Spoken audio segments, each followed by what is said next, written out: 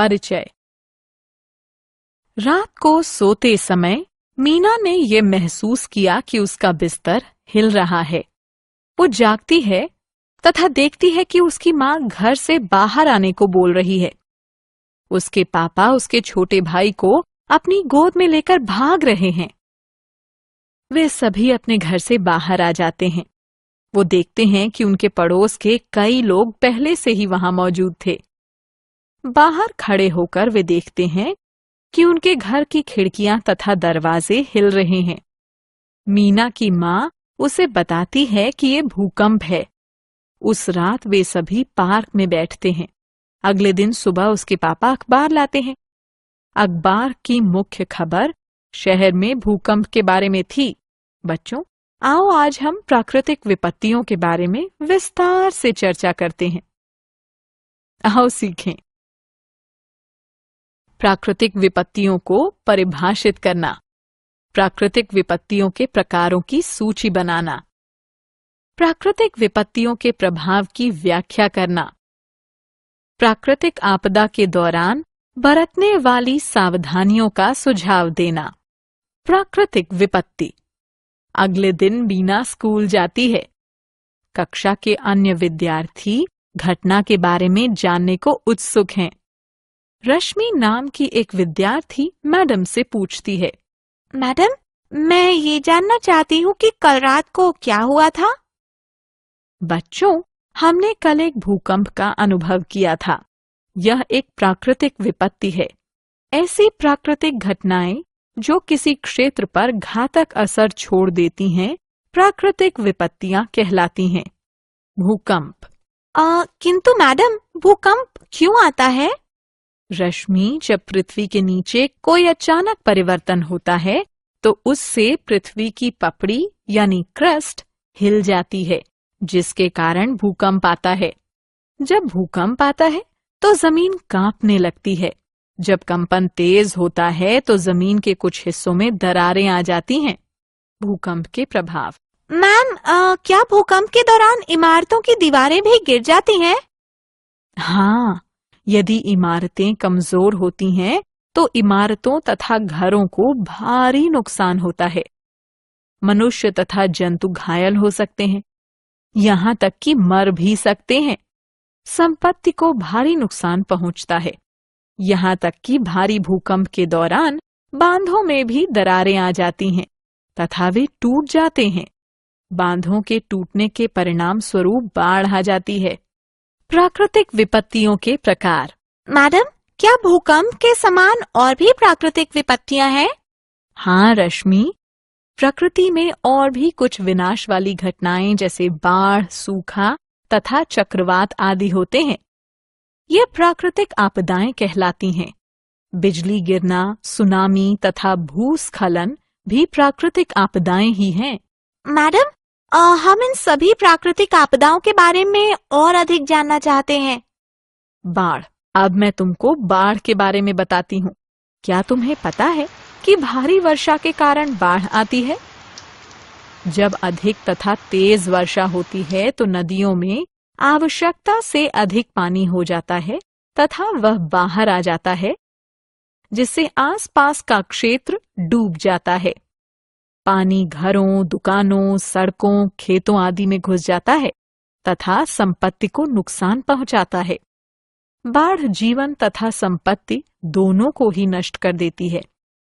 लोग बेरोजगार हो जाते हैं तथा वो शहरों की तरफ प्रस्थान करने लगते हैं तथा वहां जाकर वे मजदूरी करने लगते हैं। सूखा। अब हम ये जानते हैं कि अधिक वर्षा होने पर बाढ़ आ जाती है। अब जरा सोचिए, तब क्या होता है जब बिल्कुल भी वर्षा नहीं होती है? हाँ, इससे एक अन्य प्रकार की प्राकृतिक आपदा होती है जो कि सूखा कहलाता है। इस प्रकार हम कह सकते हैं कि सूखा तब पाया जाता है जब बहुत कम वर्षा हो या बिल्कुल भी वर्षा न हो। सूखे के दौरान नदियां, तालाब, कुएं तथा अन्य जल संसाधन सूख जाते हैं। खेती के लिए बिल्कुल भी पानी नहीं मिलता है। यहाँ तक कि पीने का पानी भी बहुत मुश्किल से मिलता है। इसमें अनाज तथा पानी दोनों की ही कमी हो जाती है। चक्रवात। बच्चों, क्या तुम जानते हो कि चक्रवात क्या होता है? चक्रवात में चक्रीय हवाएं बहुत तेजी से चलती हैं। बहुत अधिक वेग से चलने वाली तेज हवाएं रास्ते में आने वाली सभी चीजों जैसे पेड़ों, घरों, बिजली के खंभों आदि को तहस नहस कर देती हैं। चक्रवात विशेषतः समुद्र के किनारे वाले भाग में आते हैं। आकाशीय बिजली। बच्चों, तुम जानते ही हो कि आकाशीय बिजली भी एक प्राकृतिक आपदा ही है। बरसात के मौसम में जब आकाश काले बादलों से घिरा होता है, हम आकाश में बिजली कड़कते हुए देखते हैं। बिजली इमारतों, पेड़ों या मैदान पर गिर सकती है। जिस स्थान पर बिजली गिरती है, उस स्थान की सभी वस्तुएं जल जाती हैं। बिजली गिरने से कभी-कभी जीव जंतुओं यहाँ तक कि मनुष्यों की भी मृत्यु हो जाती है। आओ खेलें। सही विकल्प को उठाकर रिक्त स्थानों को भरें। भूस्खलन। बच्चों, स्क्रीन पर एक चित्र दिखाया गया है।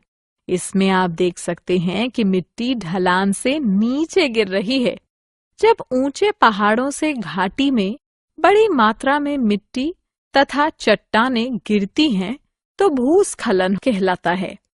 भूस्खलन होने पर पहाड़ी क्षेत्र के रास्ते बंद कर दिए जाते हैं। कुछ लोग घायल हो जाते हैं तथा कुछ मर भी जाते हैं। सुनामी। बच्चों, आपने सुनामी के बारे में अवश्य सुना होगा। समुद्री लहरों की एक बहुत लंबी तथा ऊंची श्रृंखला सुनामी कहलाती है। यह समुद्र के किनारे रहने वाले लोगों तथा उनकी संपत्ति को बहुत भारी नुकसान पहुंचाती है। पानी के नीचे भूकंप, भूस्खलन तथा ज्वालामुखी के फटने के कारण उत्पन्न होने वाली समुद्री लहरों की श्रृंखला सुनामी कहलाती है। ये लहरें 30 मीटर ऊंची तथा 200 किलोमीटर तक लंबी हो सकती हैं तथा 200 से 300 किलोमीटर प्रति घंटे की रफ्तार से चलती हैं। बाद के प्रभाव तथा राहत।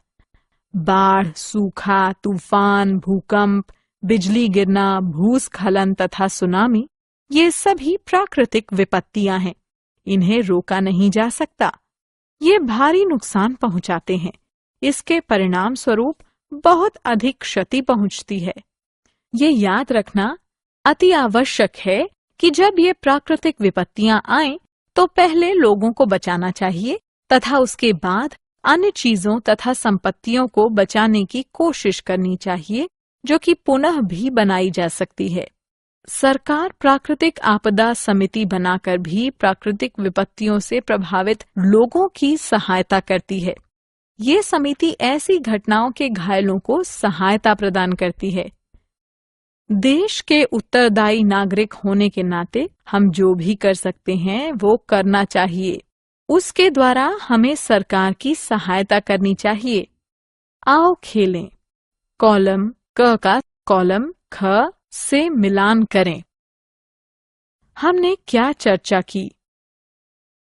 जब पृथ्वी के नीचे कोई अचानक परिवर्तन होता है, तो उससे पृथ्वी की पपड़ी हिल जाती है, जिसके कारण भूकंप आता है।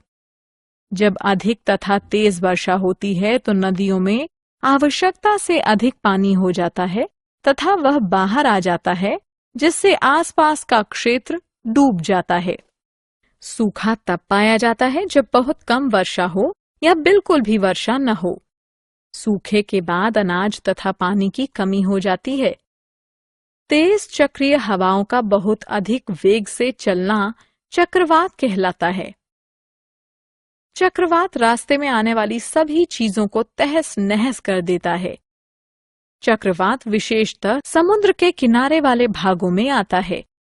बिजली तब कड़कती है जब आकाश में काले बादल घिर आते हैं। जब बिजली गिरती है, तब सब कुछ जला देती है।